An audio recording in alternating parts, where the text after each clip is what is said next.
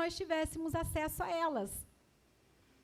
A maioria das cartas, falamos semana passada, que Paulo escreveu às igrejas, Efésios, Colossenses, Tessalonicenses, Coríntios, são cartas que o apóstolo ele foi escrevendo a essas igrejas, a esses irmãos que estavam se reunindo em comunidade, mas a maioria dessas cartas, quando chegaram a esses irmãos, Paulo estava preso.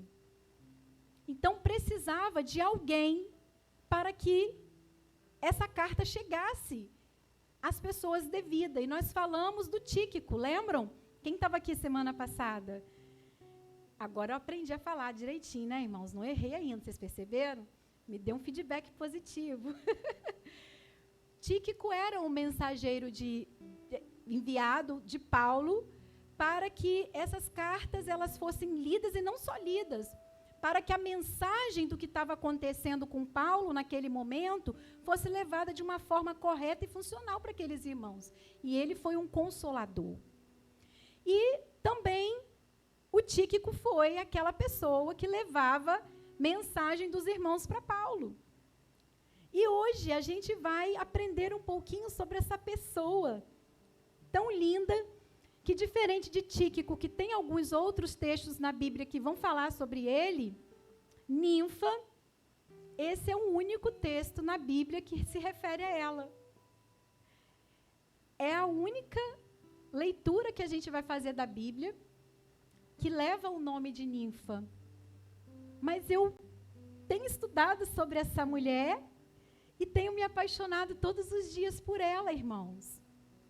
Porque olha que coisa linda. Quem foi Ninfa? Né? Quem foi Ninfa? Olha o que Paulo fala, né?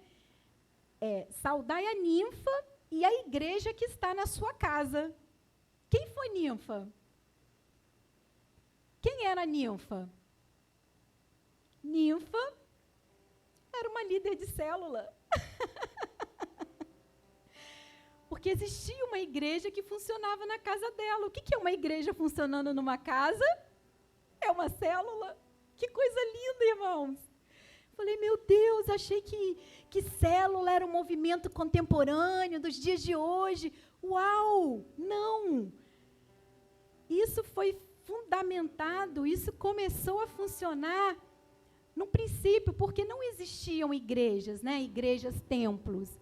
Quando as igrejas, né, alguns historiadores falam que depois de alguns séculos que as igrejas nas casas começaram a funcionar, que as igrejas templo começaram a surgir. Então, as primeiras igrejas, elas foram funcionando nas casas. E Ninfa foi uma dessas pessoas que abriu a porta da sua casa para que uma igreja funcionasse ali. A Bíblia não fala... Só um minutinho, irmãos.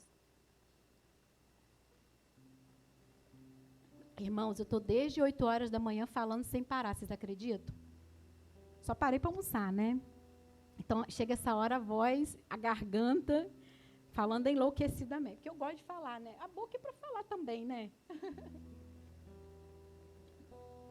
Então, irmãos, a Bíblia não fala que Ninfa sabia cantar. A Bíblia não fala que Ninfa sabia pregar. A Bíblia não fala que Ninfa tinha muito recurso. Qual era o dom, qual era o talento, o que Ninfa usou naquele tempo para ser instrumento de Deus na vida de alguém? Ninfa abriu a porta da casa dela. Ela fez isso.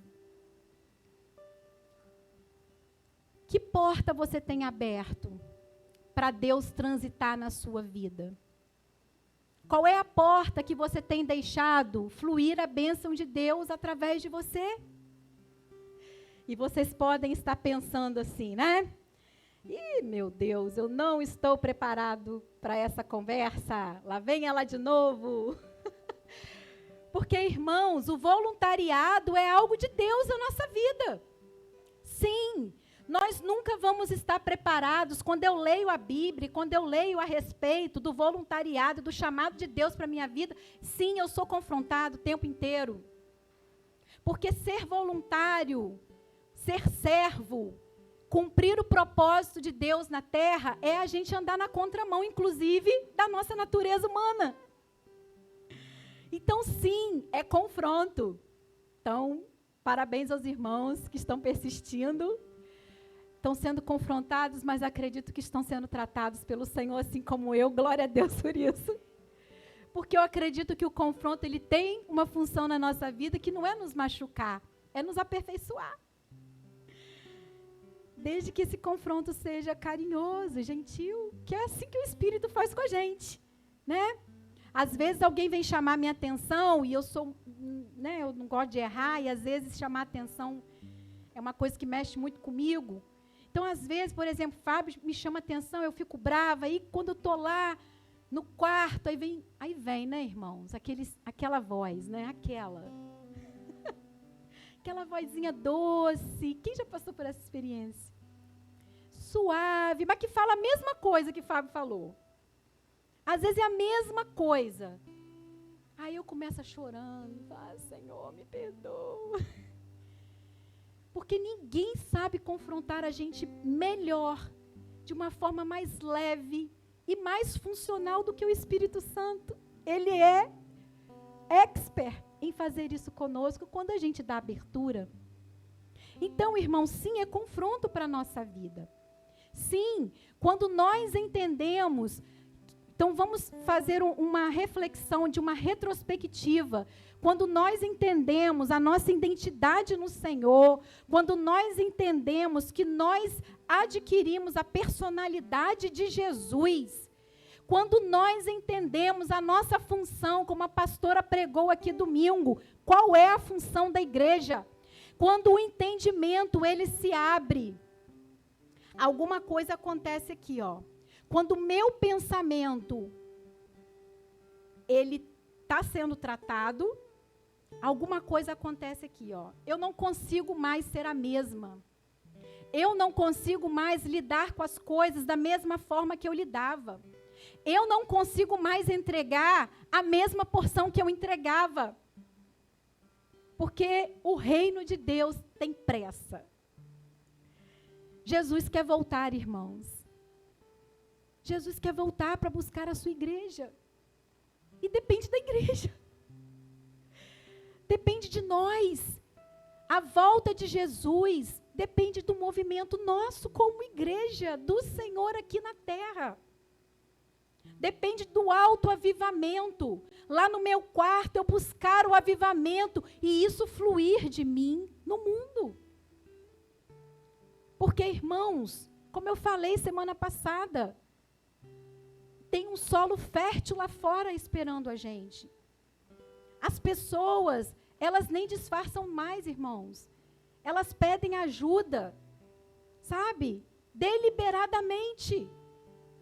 Não está mais no rostinho implícito de alguém. Está precisando de ajuda? Não, as pessoas pedem socorro. Me socorre, eu estou precisando de ajuda. E se eu não sair da minha zona de conforto, eu vou falar, vai em paz, Deus te abençoe. Não é só isso. Precisamos mergulhar em águas mais profundas, e eu acredito que foi isso que Ninfa fez. Eu não sei, eu vou imaginar que de repente estava lá uma discussão de muitos irmãos que se converteram, isso não está escrito em lugar nenhum, tá, irmãos? Eu estou aqui conjecturando, e as pessoas pensando assim, bom, agora a gente precisa de um lugar para a gente se reunir. Como que faz agora? E não tinha, ninguém se prontificou, de repente não tinha outro lugar em Ninfa. Eu vejo Ninfa lá no meio daquele monte de gente, fala assim, gente, ó, na minha casa, vamos embora, todo mundo para lá, para a gente se reunir lá. Vou fazer um café, vou fazer um lanchinho, deixa as crianças lá. Foi isso que Ninfa fez. E eu fiquei olhando para essa cena, visualizando, entendendo que sim, existem algumas características que Ninfa apresentou que tem muito a nos ensinar. E eu quero destacar aqui 3 características. Quantas características? 3 características que eu percebo que Ninfa apresentava para que ela fosse a pessoa que foi no reino de Deus. Para que hoje ela não fosse mais uma desconhecida, porque está aqui na Bíblia, ó. Ah, Ellen, está em um versículozinho só, mas está aqui, irmãos. Está registrado. O nome dela deixou um legado. Deixou um legado que nos afeta até hoje, porque nós participamos de células. Quem já abriu a porta da casa aqui para uma célula? É o legado de Ninfa na sua vida e na minha. E a gente nem sabia disso, né? Olha isso. O legado de Ninfa perpassando gerações, séculos, até chegar a nós nos dias de hoje. E a primeira característica que eu percebo que Ninfa desenvolveu para que ela fosse instrumento de Deus naquele tempo foi a hospitalidade. Repitam comigo, hospitalidade, só para eu beber água. Devagarzinho para dar tempo, irmãos. Amém, aí deu tempo, viu? Amém. Irmãos, a hospitalidade é a graça que rompe as barreiras do nosso egoísmo. A hospitalidade nos conecta uns com os outros. O que significa essa palavra hospitalidade? Bom, antes de eu estudar, eu elencava essa palavra a hospedar alguém na minha casa. No meu entendimento era isso. Mas está para além disso, irmãos. Ser hospitaleiro é o ato de receber. Ser hospitaleiro é cuidar de alguém. Ser hospitaleiro é você caminhar junto, ir junto com. E para isso, irmãos, a gente só precisa ir. Do que eu e você precisamos desenvolver de dons e talentos para sermos hospitaleiros? Ir. Tão somente ir. Sermos sensíveis à demanda do outro, ao que o outro precisa e nos voluntariarmos. Posso ir com você? Paulo, lá na carta aos Hebreus, capítulo 13, versículo 2, vamos ler. Ai, a parede faz uma falta. Capítulo 13, olha o que Paulo diz sobre a hospitalidade. 13, 2, ele diz assim, ó. Não vos esqueçais da hospitalidade, porque por ela, alguns não sabendo, hospedaram anjos. Lembrai-vos, versículo 3, lembrai-vos dos presos, como se estivessem presos com eles, e dos maltratados, como sendo vós mesmo também no seu corpo. Paulo nos lembra aqui que às vezes, sem a gente saber, a gente está cuidando de anjos aqui na terra. Um copo de água, um abraço. Irmãos, como que o abraço me fez falta nesse tempo de pandemia? Também agora eu estou abraçando todo mundo. Quero saber mais de negócio de distanciamento social, como que fez falta não só para mim, como que a ausência do afeto nos afeta. Como que a ausência do afeto nos torna, às vezes, até indiferente, irmãos. Porque a proximidade faz com que a gente seja acolhido e queira acolher. Que possamos desenvolver, irmãos, a habilidade de sermos hospitaleiros. Que possamos ser como Ninfa, não sermos presos ao tempo, não sermos presos às coisas, simplesmente nos deixarmos ser usados nesse tempo. Hospitalidade é uma virtude, é colocar o amor de Jesus em movimento. Sairmos do discurso para a prática. Porque falar, a palavra transforma. Eu creio nisso. A palavra transforma.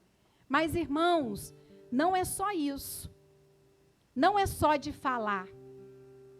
Na realidade, tem um texto lá em 1 Pedro, que eu não vou lembrar agora qual que é, que fala isso para a gente. que não sejam que não seja de palavras, mas de ações. A mudança que as pessoas querem ver na gente é através da nossa ação. É através do que eu faço, mais do que eu falo.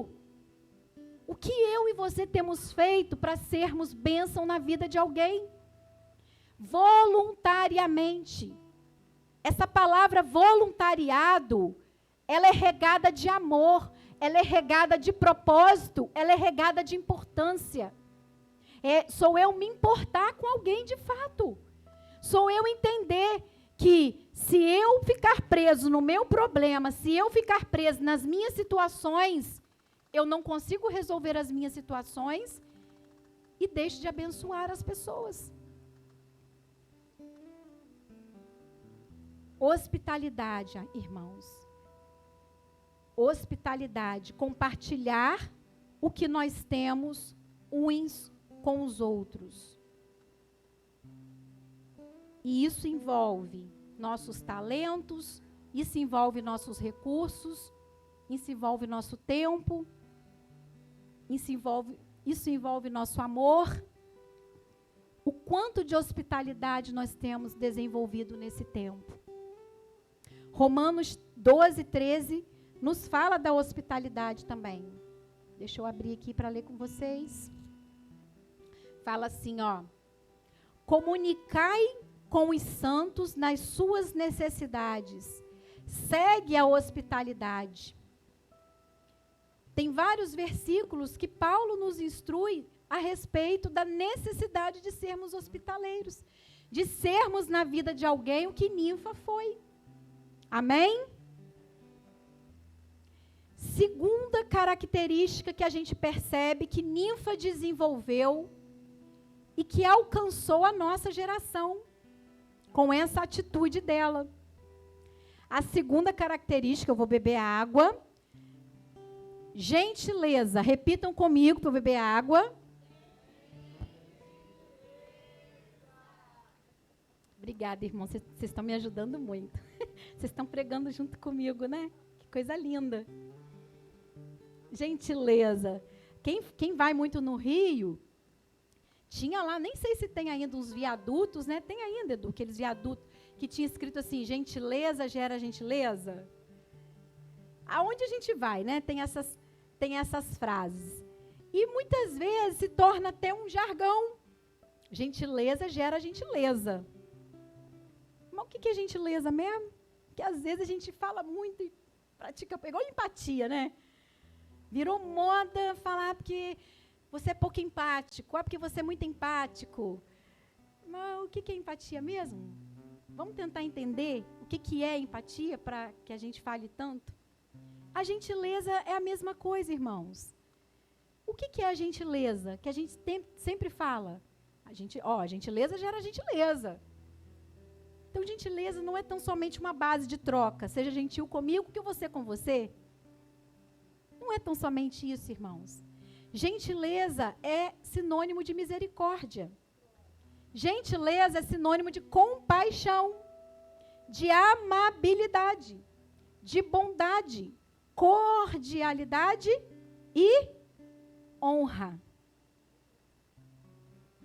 Tudo isso é sinônimo de gentileza. A palavra do Senhor nos fala que maior é o que serve. A palavra de Deus nos fala, preferi uns aos outros em amor e honra. Amor e honra. O que é preferir?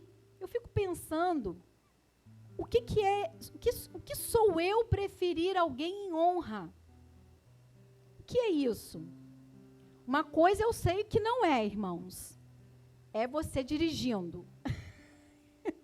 O trânsito não é um lugar que as pessoas preferem umas às outras em honra. Na realidade, eu acho que é o contrário.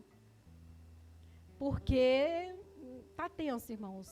Está bem tenso. Eu saio de casa clamando, Pai, Filho, Espírito Santo, Gabriel, Miguel, todos os...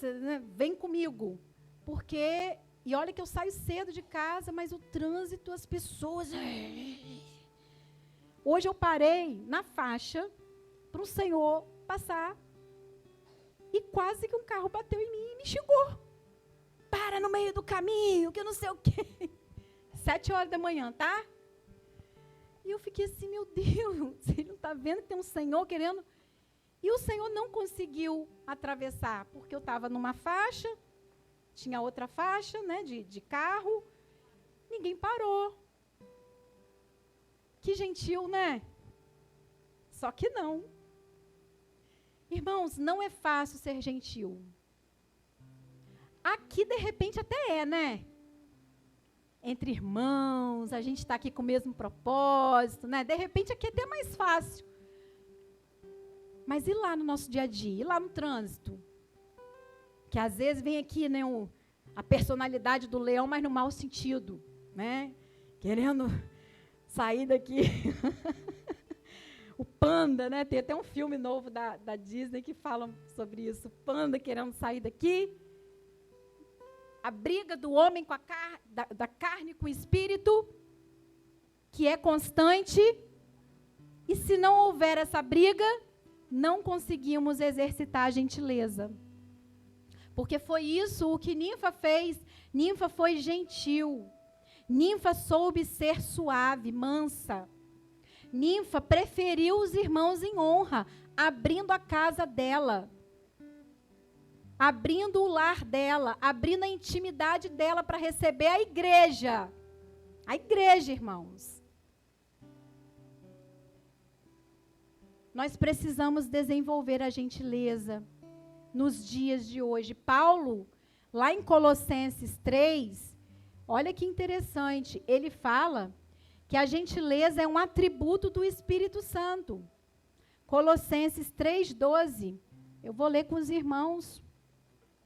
Ele fala assim, olha, revesti-vos, pois, como eleitos de Deus, santos e amados, de entranhas de misericórdia, de benignidade, de humildade, de mansidão, de longanimidade, suportando-vos, versículo 13, uns aos outros e perdoando-vos uns aos outros. Se alguém tiver queixa contra o outro, assim como Cristo vos perdoou, fazei-vos também. E ele vai falando aqui de outros atributos do Espírito Santo. Quem quer ser mais parecido com Jesus aqui? Quem quer de verdade, ser mais parecido com Jesus? Irmãos, é negar a nós mesmos toda hora. Toda hora. Tem uma coisa que irrita, toda hora tem um irmão que irrita, toda hora tem uma pessoa. É andar na contramão toda hora, irmãos. Para que a gente consiga alcançar a estatura do filho querido, do filho amado, do nosso irmão mais velho. Terceira característica que a gente vê em Ninfa e que contribuiu para que Ninfa fosse a pessoa que foi e que Paulo fizesse a saudação que fez a ela no livro de Colossenses. Esse atributo aqui de Ninfa é um confronto para mim, irmãos. Então eu vou pregar para mim mesma. E o que eu percebo que Ninfa teve para receber uma igreja na casa dela foi desprendimento, porque seu foco era no reino. Qual foi o atributo? Desprendimento. Gostei, Júlia. Irmãos, eu fico imaginando a cena. Imaginem a cena. Você vai lá, toda voluntária. Não, vamos fazer a reunião lá em casa. Então, imagina, né? Pastora Marta passou por isso, quando a igreja começou, a cura começou a nascer, e depois a pastora Érica.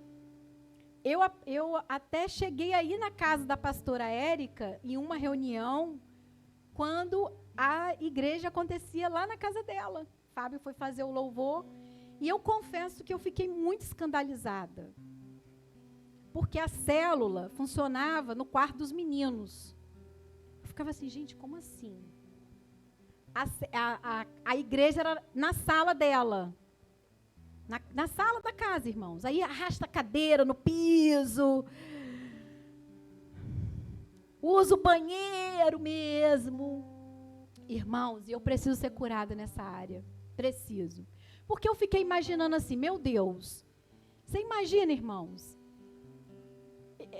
Não é ser tão... Eu sou muito cuidadosa com as minhas coisas.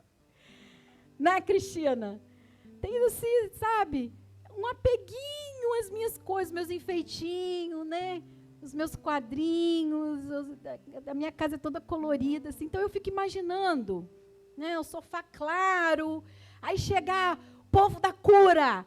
Vamos, gente, pode ir, tá? Que eu estou sendo curada. Pode ir lá em casa, que o Senhor está fazendo trabalho na minha vida. Mas é cura, irmãos. Não é fácil falar assim, ai, que lindo, vamos montar uma célula em casa. Para mim não é não, irmãos. Eu já tive célula na minha casa. E foi cura para minha alma. Toda reunião de célula eu falava assim, Senhor, me cura hoje, Senhor, me cura hoje. Porque as crianças no sofá. E assim, amém. Né? E vai no banheiro e fazer xixi. O vaso está aqui. Irmãos, era isso que acontecia na casa de Ninfa. Estava lá, ó, todo mundo. E vocês acham que Ninfa estava preocupada com isso? Vocês acham mesmo que Ninfa estava preocupada com enfeitezinho? Vocês acham mesmo que Ninfa estava preocupada com quem estava pulando ou não no sofá dela? Sinceramente, irmãos, eu acho que não era essa preocupação de Ninfa, não. Eu acredito que a preocupação única e exclusiva de Ninfa era foco no reino. Eu acredito que ela estava atenta ali, ó, quem não está convertido ainda. Senhor, toca, intercessora, líder de excelência, porque o foco dela era o reino. Irmãos, que coisa linda. O nome disso, desprendimento. Senhor, eu quero, Senhor, ser uma pessoa desprendida. Ser desprendido não é ser descuidado, não, irmãos. É a gente entender qual é o nosso, sabe, nosso foco. Qual é a prioridade? É você vigiar a criança lá no sofá, no seu quarto, pintando, ou você está atento ao que o Senhor está fazendo ao derredor. É você estar lá preocupada com os seus bens, ou com o reino, com as necessidades do reino. Irmãos, prestem atenção, estou falando para a gente viver nos polos, nas extremidades, ou ser 8 ou 80. Não é disso que se trata. Não é isso que o Senhor deseja para nós. Mas que o nosso foco seja o reino de Deus. Até porque a palavra fala o quê? O que a palavra fala a respeito do reino de Deus? Buscai primeiro e o Senhor quer acrescentar as demais coisas nas nossas vidas, amém? O que são as demais coisas para você, irmãos? Feche os seus olhos e lembre. Lembre aí das suas necessidades. Lembre daquilo hoje que tem te preocupado, que tem, às vezes, até tirado o seu sono. Lembra aí, lembra? Isso aí são as demais coisas. Mas que são acrescentadas quando? Quando primeiro buscamos o reino de Deus. Foco no reino, irmãos. Foi isso que Ninfa fez, foco no reino. Foco naquilo que tinha importância. Foco naquilo que valeria a pena, que eram almas, que eram vidas. Ela não estava preocupada com nada além disso. Por isso ela deixou um legado para nós. O que tem nos prendido nesse tempo? O que tem acontecido na nossa vida que tem feito a gente se apegar tanto? Ao que você e eu somos tão apegados, irmãos? A palavra de Deus diz que aonde estiver o meu tesouro, ali está o meu coração. E eu queria ler com vocês a parábola, Mateus 19. Vamos ler juntos.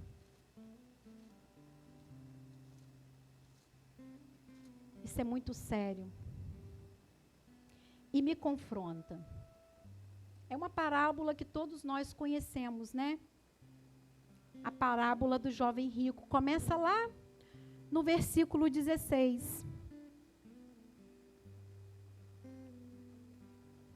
E diz assim a palavra do Senhor: Eis que se aproximou dele, de Jesus, um jovem, e disse para Jesus: Bom mestre, que bem farei para conseguir a vida eterna? E Jesus disse para ele: Por que me chamas bom? Não há bom senão um só, que é Deus. Se queres, porém, entrar na vida, guarda os mandamentos. E ele disse para Jesus: Mas quais mandamentos?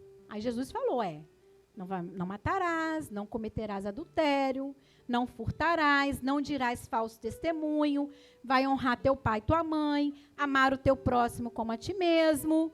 Aí o jovem falou para Jesus: mas tudo isso eu tenho feito, eu tenho guardado desde a minha mocidade. Que me falta ainda?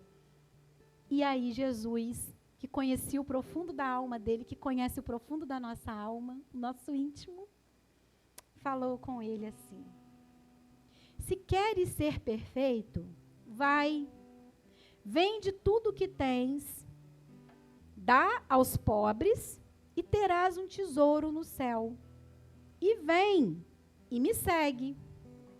E o jovem, ouvindo essas palavras, retirou-se triste, porque possuía muitas propriedades.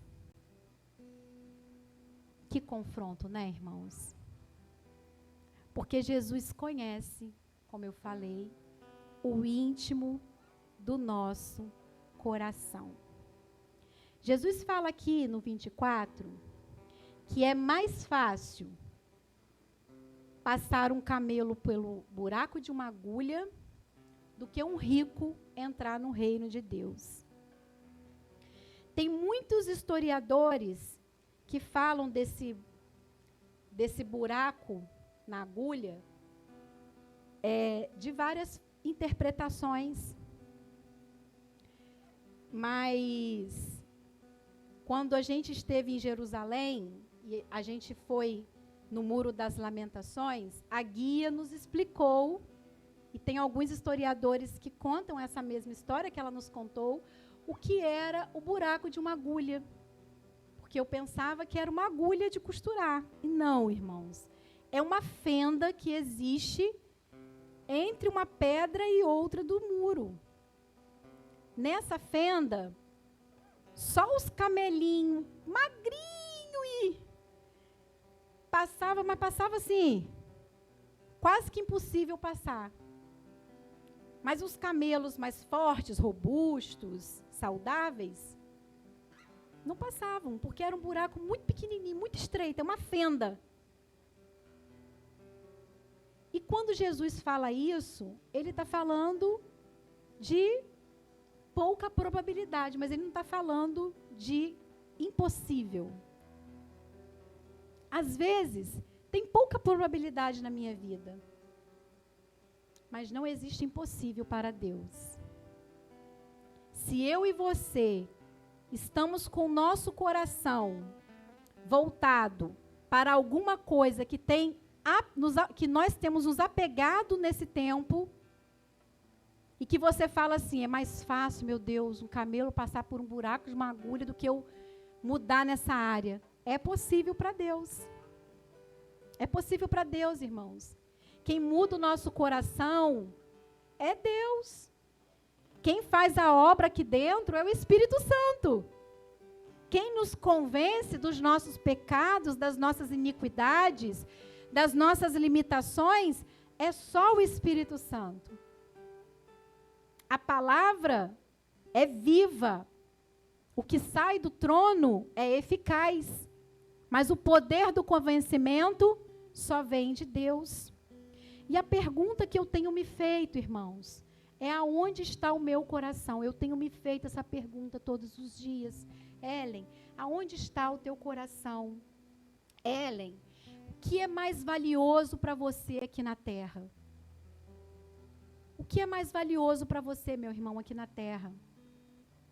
Aonde estiver o seu tesouro, ali estará o seu coração. O Senhor tem cuidado de nós, irmãos. Estamos aqui. Rompemos uma pandemia, ainda estamos rompendo. Mas eu creio pela fé que o pior já passou. E nós estamos aqui para contar para as gerações futuras que terrível foi esse tempo. Quantas perdas de várias ordens que nós todos passamos. Mas o Senhor nos preservou. O Senhor nos preservou, irmãos. O Senhor tem cuidado de nós, da nossa família, enquanto a gente sai para trabalhar. Os nossos filhos. Às vezes eu falo, Fábio, Isaac fica tão sozinho. Ele fala, minha filha, quem cuida é Deus. Quem cuida é Deus, irmãos. Às vezes eu fico pensando, irmãos, eu penso tanto que às vezes eu penso assim, meu Deus, minha aposentadoria. Olha só, irmãos, que loucura. Está tão longe. São tantas preocupações, às vezes, que consomem o nosso coração, irmãos, que não sobra espaço para mais nada. Qual é o nosso foco? Sim, temos necessidades. Quem tem necessidade aqui? Meu Deus! Vamos ver qual é o braço que espichou mais. Todos nós temos necessidades, irmãos. Sim, todos nós temos muitos atravessamentos, muitos desafios, barreiras que às vezes, aos olhos humanos, impossíveis. Mas quem cuida de nós é Deus. Quem cuida de nós é Deus, irmãos. E quando nós nos dedicamos a cuidar das coisas dele, ele cuida das nossas. Quantos de nós temos essas experiências para contar? Quando nós cuidamos dos que são de Deus, dos filhinhos, dos pequeninos, Deus cuida dos nossos. Guarda, preserva, sustenta. Qual é a sua preocupação maior? Muitos de nós saímos direto do trabalho e viemos para cá, né? Muitas coisas, muitas demandas. Mas qual é a preocupação maior? O que pulsa aí no seu coração? Qual é a prioridade do seu coração? Porque uma coisa é certa, porque é a palavra que nos diz: aonde estiver o nosso tesouro, ali estará o nosso coração. Mateus 6, 21. Então eu queria te convidar, irmãos, a você ficar de pé de uma forma consciente.